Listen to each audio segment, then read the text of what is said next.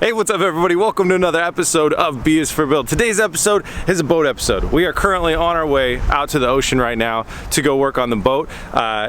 In today's episode, we are prepping the boat to accept our LSX engine swap. So we're getting the boat ready for its new engines to go in. Stay tuned.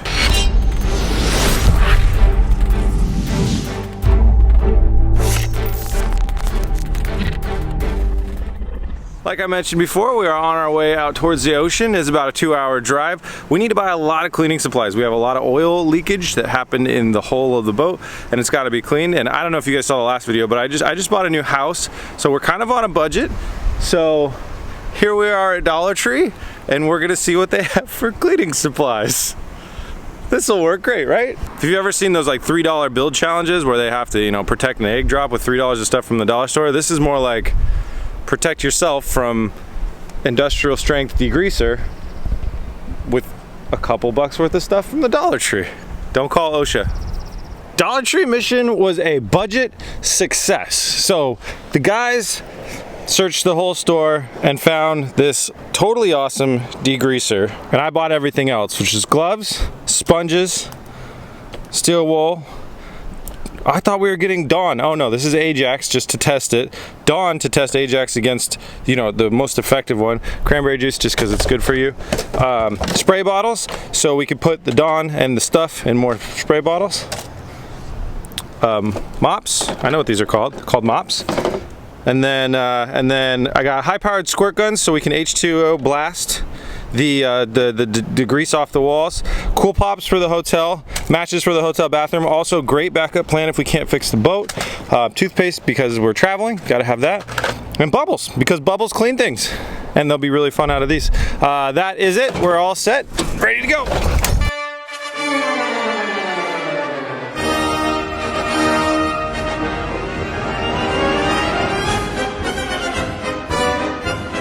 Guys, we made it to Astoria and we're back at the boat. So take a look at the updated situation in the boat. The guys actually came out here last week because if you remember, I said it was kind of flooding from the inside out. We were filling up with water, so they fixed that. They got all the water out. We've got all the oil out of here, which is really awesome. So it's just some dirt and grime that needs to be cleaned up, and then I think a fresh coat of paint would go a long ways. But first, we have this giant 3,000 pound engine. I can't explain to you guys how large these things are until you see them in person, but if Kyle were to lay down on it, like his feet would be there and his head would be there. That's how large these things are. So anyways, we have, they still have some nuts on the engine mounts. Really hard to see, but down there's one. We gotta take those 4 nuts off, and then we can actually just lift this thing out. There's lifting points. Same way that we did it the last time. We gotta get a crane operator, put the bimini back or forward either way, and then we lift this thing straight out of here. It's pretty exciting stuff. So time to try and get an engine out.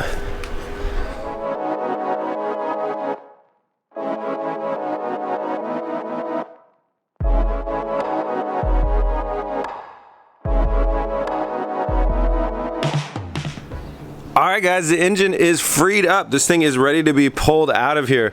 Now we're going to do the pull really similar to what we did with the other engine. It's just going to come kind of out and straight up and out through this hole. So we got to go ahead and move the bimini, and the crane operator is on his way over right now. I think the crane's somewhere way over there. So we're going to go ahead and get the bimini taken down, moved forward, and then get this thing rigged up and start pulling it out.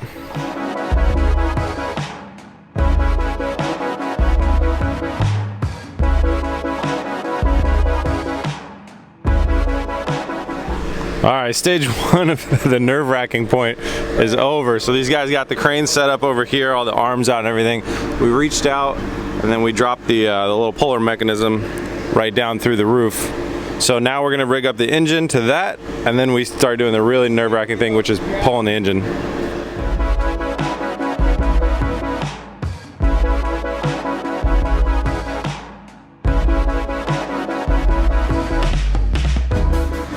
Alright, here comes the nerve-wracking part, where the engine comes out of the boat.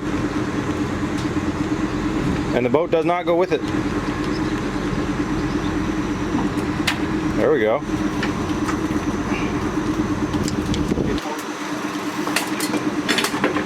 Okay, stop.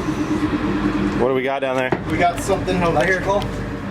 All right, problem solved. There's a grounding cable on the front left side of it. I'm going back up again.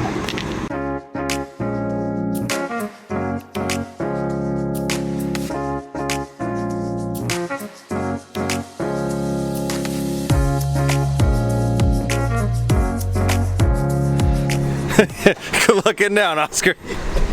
All right, don't stand underneath the engine though. It's heading away. Bye, 3,000 pound piece of junk.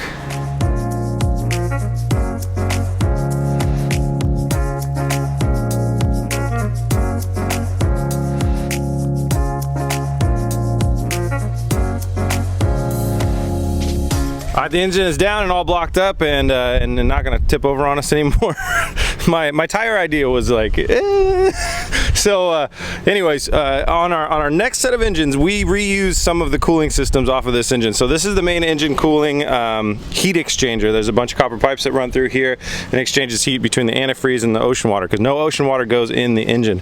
So anyways, we're taking this guy off the engine. We're gonna reuse it on our LS, and the trans cooler down here we also reuse on our LS. We also have an oil cooler that is just a thing that we bought third party. So we just need to salvage these two things, harvest these two things off this engine before some people come and get it tonight, hopefully.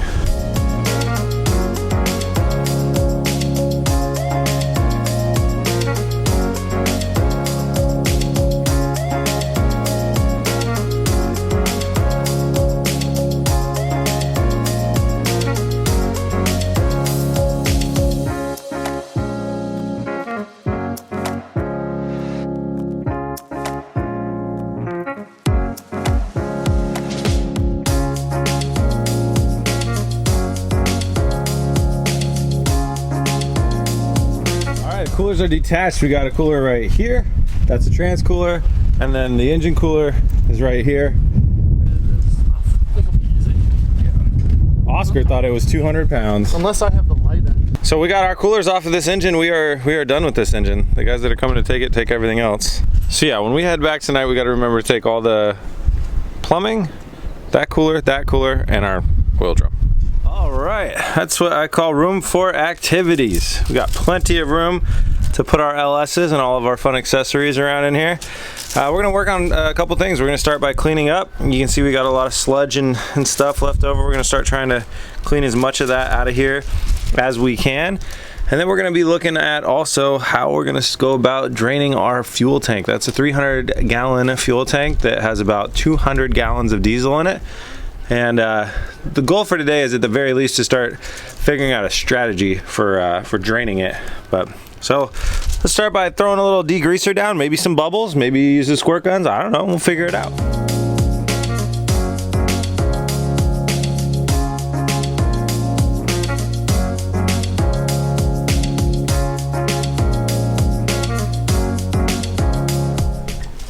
You guys thought the squirt guns were just for fun. Turns out the squirt guns are like the best tight area drainage tool that we got. It's working out really good. I can't wait to see what we use the bubbles for, the matches, whatever else I bought.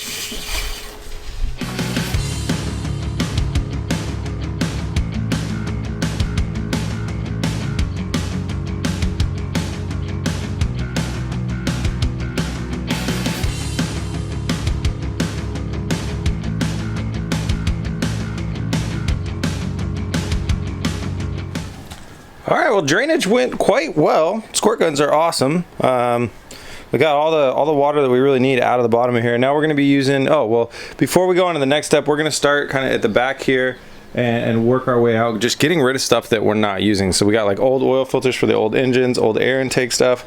I think most of that corrugated hosing we don't need. There's a piece of hosing back there. We're gonna just start kind of working our way from the back to the front, chucking out all the things we don't need. We're gonna look at the wiring and get rid of anything that we don't need there, although there's not gonna be much because we still have a 24 volt alternator for our 24 volt battery system and 12 volt alternator for the engines. So I think all that wiring is gonna be basically the same. But yeah, we're gonna work our way back to forward and just remove anything we don't need. There's these weird things that were installed after the fact on the boat. They plug into a 110 house outlet right here, and they went into the engine coolant system, and we think that they're like a coolant pump helper or a primer, because in the for the raw water, because we saw raw water pump fins in both of the engines. The fins were going through the coolant system, meaning that the pump wasn't serviced fast enough. It ate up the fins and shot them through there. So I think this was done not at the factory. I don't think that they would wire anything in on 110. It's an interesting thing, but we're gonna go ahead and remove these when we finally kind of get up to the front here.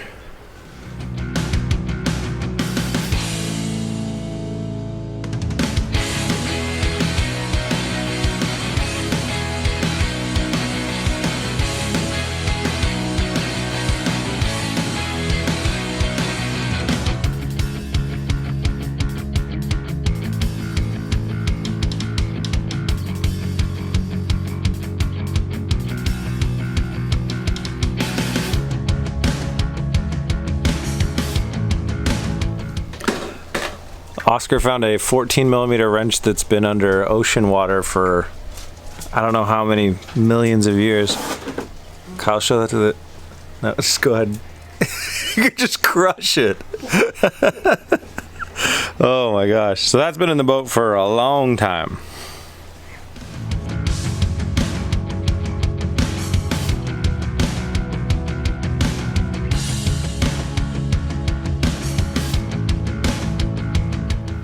All right, we got the engine section of the engine bay cleaned well enough. We still have like a final wipe down to do before we can spray any paint, but that's well enough. So what we decided is we're going to start by repainting this section right here, plus all of our engine mounts. This stuff over here is a different color paint. I think it's a different type of paint. At the very least, it's different color paint. So we're going to save that. You can see how it's flaking. It's very different, and we're going to save that so when we can color match that and do it a little bit more properly. Before we can go ahead and start spraying, we need to do to get this last motor mount free. So this was originally on the motor, and it was easier to unbolt this from the motor than it was to unbolt this. So, well, now that we have full access to it, we'll let Oscar rattle gun it off, and we'll start to tape up the threads. We need to tape up the threads on all these so we can paint everything around here and not hit the threads.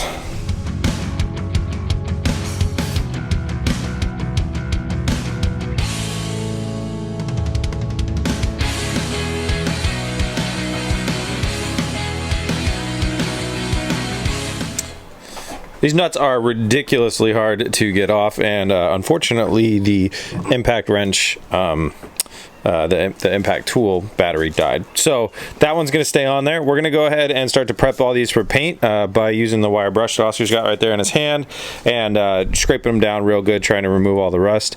Then we'll do a quick cleanup of all the rust in here, and a final wipe down before we start painting.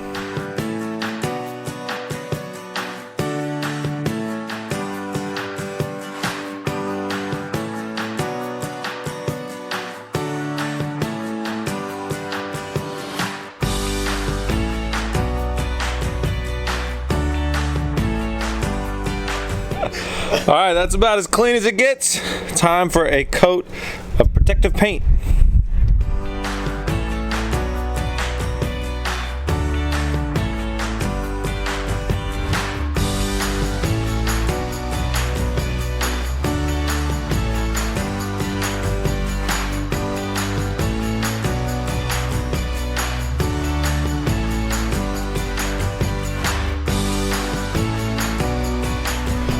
Just finished up painting, and oh my god, what a transformation. It looks so much better. That is fantastic. Good rust prevention all around. We're definitely going to be able to spot any oil leaks or anything like that.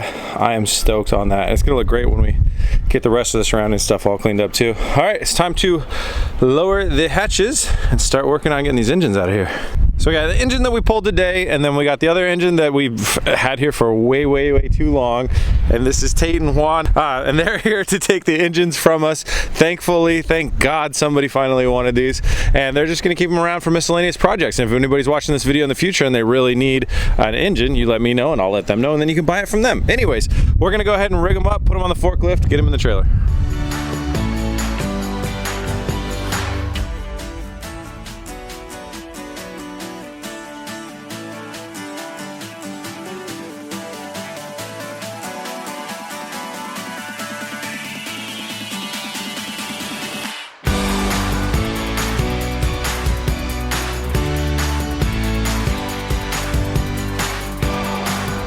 engines are loaded and going away, and I'm not sad about that at all. Good riddance. All right, Tate and Juan just headed out, and they got the engines. Huge thanks to them for that. That's doing us a favor, taking those engines from us, because they're very cumbersome, very hard to deal with. So that's really awesome that they're now like off of our shoulders. That was literally a weight on our shoulders.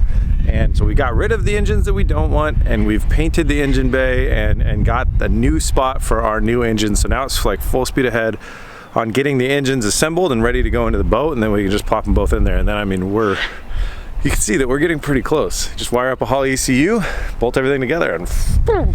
So as you can tell, I'm pretty excited about this. I mean, because it's coming together. It's really coming together. Our goal is to be on the water. We bought this boat for the 4th of July. I really wanted to have all my friends out on a yacht on the 4th of July.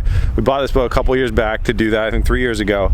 So our goal is to have this thing fully functional, working great, back in Portland, 100 miles away from here, on the water by the 4th of July. And I think we're definitely gonna hit that marker. And we gotta have the Jump-A-Con done a few weeks before that. So, you know, a few things to take care of. That's a wrap on this episode. Thank you guys so much. If you want an Oscar did a great job, or enter your own name in did a great job shirt, they are on sale at beisforbuild.com. We got some Jump-A-Con shirts coming out very shortly. Thank you all so much for the support, and we'll see you soon. Peace! Come on.